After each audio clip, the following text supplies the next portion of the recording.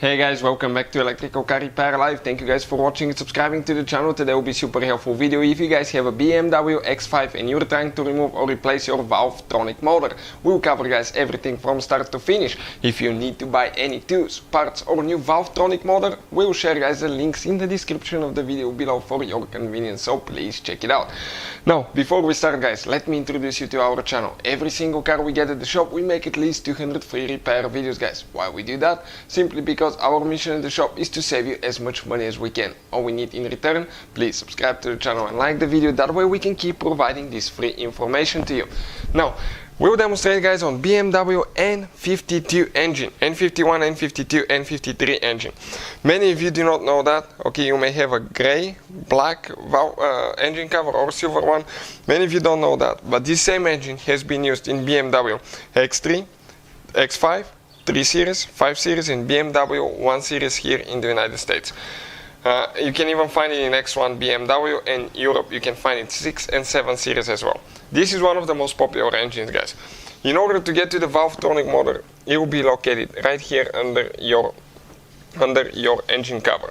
Now we'll demonstrate on this BMW that we have here guys. On the X5 the only difference will be your air filter box will be on top. That will be the only difference guys, but other than that everything's the same. Why we're making the video?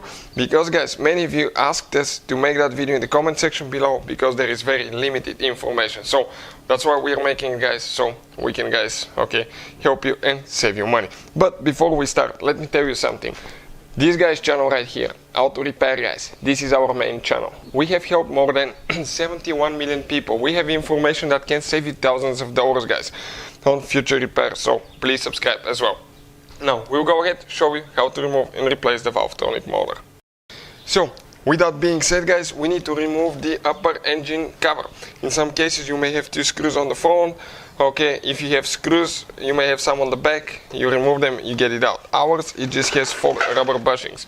But when you remove it, okay, and you need to remove your air filter box and you need to remove your upper engine cover, your engine will look exactly like what we have here guys, practically. So now, how you guys remove, okay, that Valvetronic motor? It's right here. Now most of you guys will think, okay, pretty simple, 2 screws, 2 bolts, right? No, we have a hidden one underneath, and in order to get to all the bolts and everything to remove that Valvetronic motor, we need to remove the ignition coil for cylinder number 3 and 4. So we'll go ahead and do that first. Once we remove the ignition coils, disconnect the wiring harness, pull the ignition coil out, we'll show you what else we need to do. Okay, the second one right there, perfect. Okay, amazing. So what else guys?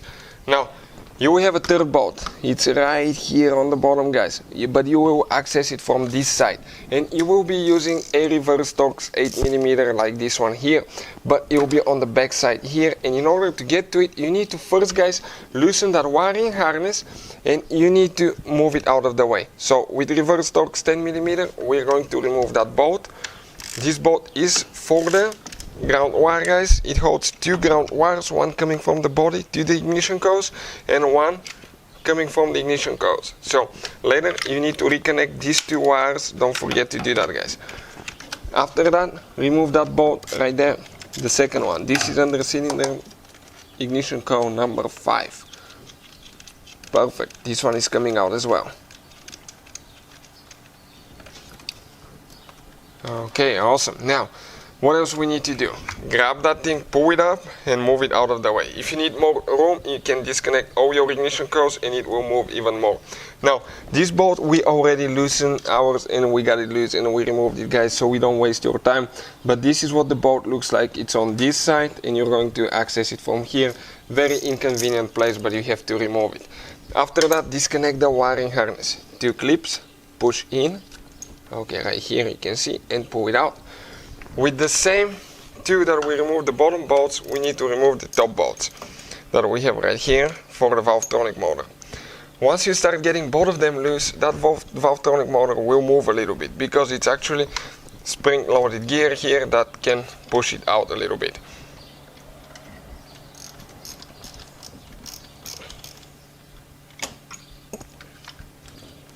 So even though guys that engine is not in X5. The procedure is practically almost the same because it's the same engine. Many of you don't know that, but if you're hunting for parts, you can reuse them from other BMWs as well. And the Valvetronic motor comes out now, and you can see just like that. So that's how we guys remove the Valvetronic motor. Now, when you remove and replace it, what I recommend, always guys, always remove and replace that gasket here. It's very important because that gasket eventually will start leaking, and you're going to end up having quite a bit of oil leak in your valve cover right here. So that's what we have, and we need to fix that as well.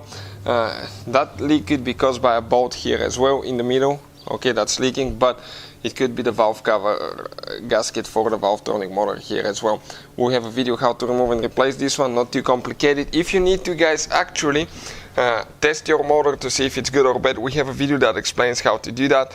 And if you need to buy one, we'll have guys the link shared in the description of the video below, so please check it out guys. We'll share it for your convenience. You can find it there if you need to buy it.